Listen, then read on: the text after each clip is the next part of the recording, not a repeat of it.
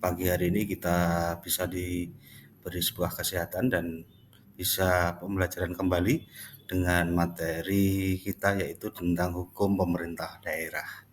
Yang jelas hukum pemerintah daerah ini seringkali dipelajari di setiap berbagai fakultas atau bahkan di perguruan tinggi, khususnya di ilmu hukum. Nah, dalam hukum pemerintah daerah ini perlu Anda ketahui bahwasanya sejarah lahirnya pemerintah daerah, di mana sejarah lahirnya sistem pemerintah daerah ini, di mana sebuah sistem pemerintah daerah ini di Indonesia telah mengalami sebuah perkembangan dari sejak masa kolonial hingga saat ini. Perkembangan dipengaruhi oleh sebuah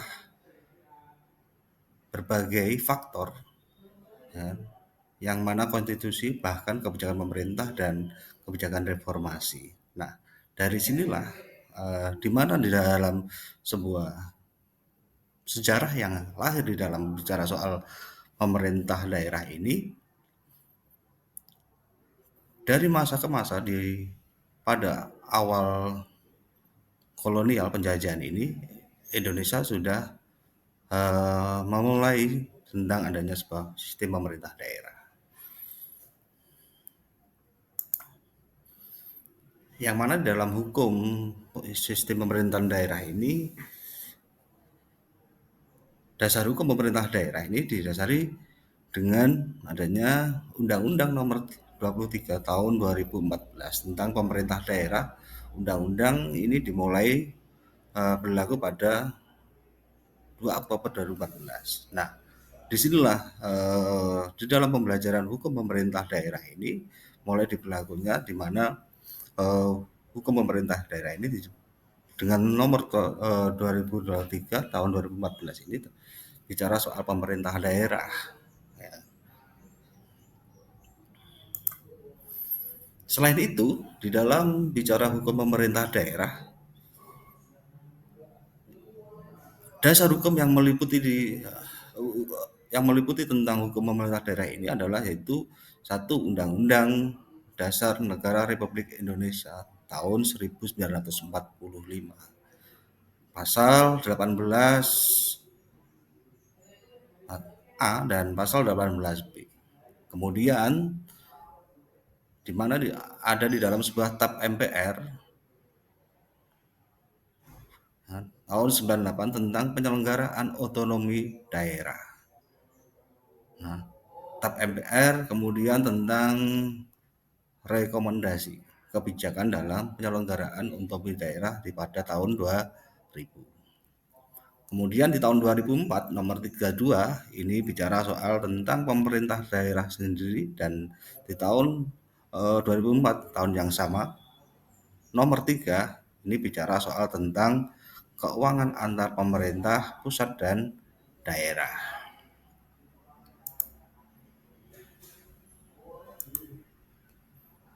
Undang-undang ini menjelaskan khususnya di tahun 2003 tentang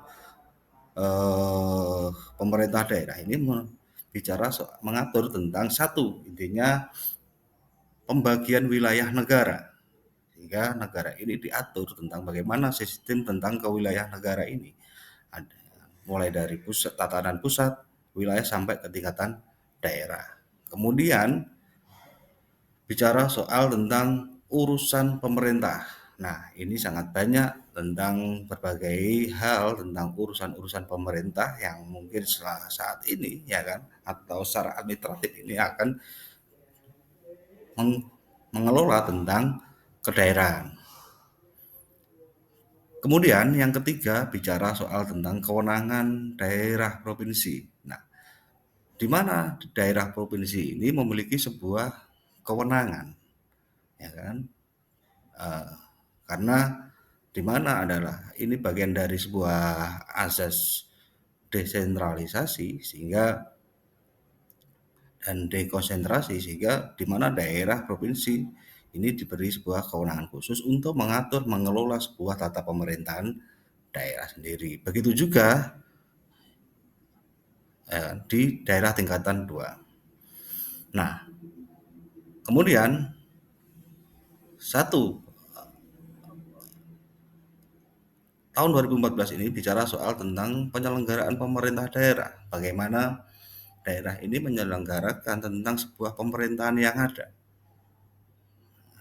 Mulai dari perencanaan, mulai dari kemudian penyusunan sebuah anggaran. Nah, disinilah di mana daerah ini menyusun untuk sebuah penyelenggaraan pemerintah daerah. Kemudian bicara soal hak dan kewajiban DPRD. Nah, di mana di dalam pemerintahan daerah ini, baik di tingkatan wilayah tingkat 1 atau tingkatan 2, di mana DPRD ini memiliki sebuah kewajiban masing-masing, ya kan? Yang jelas punya tugas pemenang sendiri-sendiri. Kemudian di antaranya lagi yaitu tentang alat kelengkapan DPRD. Nah, ini sebagaimana adalah penyusun sebuah draft untuk melakukan bentuk sebuah peraturan-peraturan yang disusun oleh pemerintah daerah. Kemudian yaitu diantaranya lagi tentang tata tertib dan kode etik. Nah, ini adalah sebuah bagaimana sih pemerintah daerah ini mengatur tentang sebuah tata tertib dengan kode etik. Jadi setiap daerah ini diberi sebuah wewenang atau otonomi daerah, ya kan, sudah otonomi di mana setiap daerah ini untuk mengatur sebuah tata kelola baik tata tertib pemerintahan atau ya kan satu sisi juga dengan kode etik yang mana kemudian seharusnya ditindaklanjuti dengan sebuah larangan dan sanksi sehingga karena kita adalah pada jalur hukum semuanya ada bicara soal ketegasan di mana aturan ini diatur oleh pemerintah dan kiranya siapa yang melanggar ini ada bentuk sebuah sanksi yang berlaku. Nah, dari semuanya itu, di mana sebuah pemerintah sendiri memiliki sebuah tujuan, ya kan, memiliki tujuan yaitu tentang meningkatkan sebuah kesejahteraan masyarakat, di mana kesejahteraan masyarakat ini pasti memiliki sebuah tujuan yang melalui berbagai program dan kegiatan. Satu, apa di antaranya? Bicara soal tentang peningkatan pelayanan kepada masyarakat. Nah, sehingga bagaimana sih proses di dalam sebuah eh, pemerintahan ini membuat sebuah pelayanan ya kan, pelayanan-pelayanan yang kepada masyarakat sehingga masyarakat ini secara ngomong kebutuhannya ya kan ini sangat terlayani apalagi yang namanya kita tahu sendiri bahwasanya di ASN atau di bawah instansi-instansi itu intinya tujuannya untuk sebagaimana adalah bentuk pelayanan masyarakat. Kita tahu mungkin ya kan ketika kita sakit. Nah, di dalam sakit kita ini di mana kita harus berobat. Nah, di dalam berobat ini di mana pemerintah ini membuatkan sebuah bentuk pelayanan-pelayanan yang konseptual. Apa di antaranya? Sekarang sudah ada yang namanya pelayanan kesehatan, ya kan? Di mana seorang miskin, orang tidak mampu, yang mana ini dibiayai oleh pemerintah atau negara, ya kan? Sehingga harus diwajibkan untuk memiliki sebuah kartu BPJS. Itu sebuah contohnya. Nah, BPJS di mana yang dibiayai oleh baik itu pemerintah daerah atau bahkan oleh pemerintah pusat atau APBD atau pusat. Nah, sehingga di mana masyarakat ini untuk membutuhkan sebuah pelayanan kesehatan ini agar terjamin sehingga dia di dalam proses penanganan kesehatan ini semuanya akan terselesaikan. Kemudian tujuan pemerintah lain diantaranya yaitu tentang bicara soal percepatan pertumbuhan demokrasi. Nah, masyarakat sudah paham kalau ini bagaimana sih semuanya ketika dengan bicara soal pertumbuhan demokrasi semakin semakin semakin kesini yang jelas demokrasi kita semakin dewasa. Artinya apa? Dengan keterbukaan, ya kan, transparansi di dalam pelayanan pemerintah tadi, intinya masyarakat ini menjadi sebuah paham bahwasanya di mana edukasi untuk pelayanan pemerintah ini semakin terbuka. Tujuannya itu adalah bentuk sebuah pertumbuhan demokrasi, di mana ini adalah bagian percepatan pembangunan, khususnya bicara soal demokrasi. Selain itu, ya kan, tentang mungkin yang kita ketahui bicara soal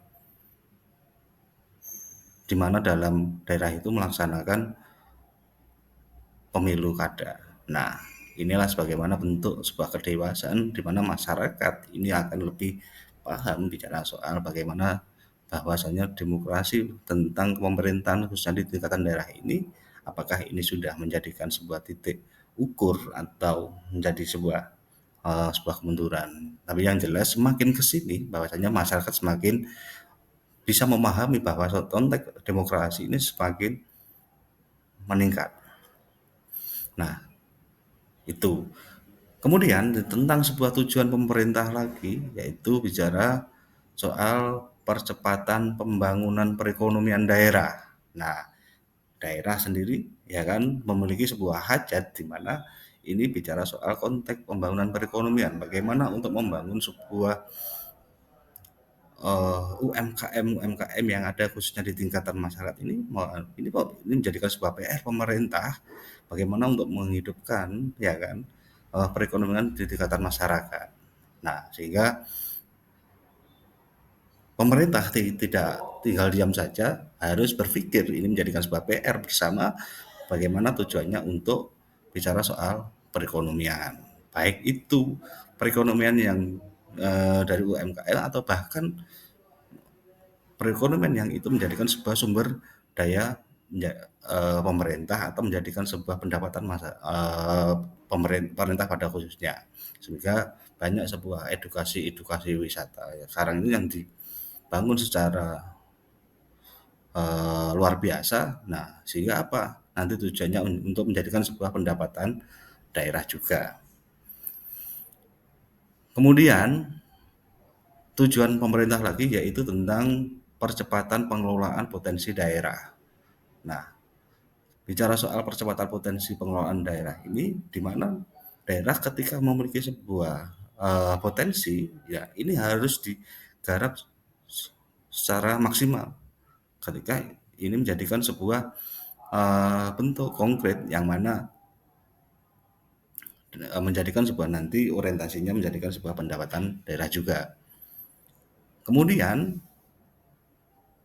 tujuan pemerintah lagi yaitu tentang bicara soal peningkatan keamanan. Nah, ini pasti di mana di setiap lini ya kan bicara soal keamanan ini pasti diutamakan. Ya kan? Apalagi bicara soal ya APH, aparat penegak hukum ini harus bertindak tegas bicara soal bagaimana untuk menjaga sebuah keamanan yang ada di tingkatan daerah. Kemudian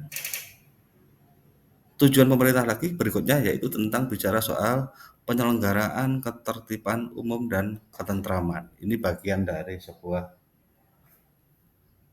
penyelenggaraan umum dan kemudian yaitu tentang penyediaan sarana dan prasarana umum, penanganan bidang kesehatan, penyelenggaraan pendidikan dan sebagainya.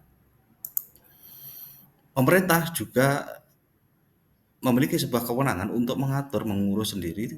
Pentingnya tentang kewenangan di mana ini disebut sebagai otonomi daerah.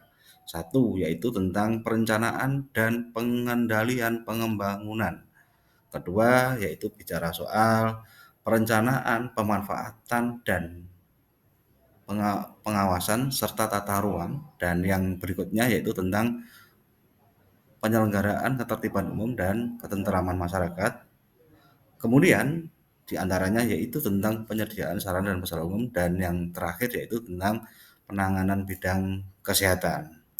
Nah, dari sinilah beberapa hal yang harus menjadi sebuah kewenangan pemerintah yaitu tentang bicara soal satu politik luar negeri, pertahanan keamanan, peradilan, bahkan moneter fiskal dan agama. Ini menjadikan sebuah PR bersama bicara kalau kita mendalami bicara soal hukum dalam pemerintah daerah yang mungkin kiranya saat ini menjadikan PR kita bersama. Ini mudah-mudahan dari pendalaman materi pada pagi hari ini, mudah-mudahan bisa bermanfaat bagi kita semuanya. Dan dari saya akhiri. Wassalamualaikum warahmatullahi wabarakatuh.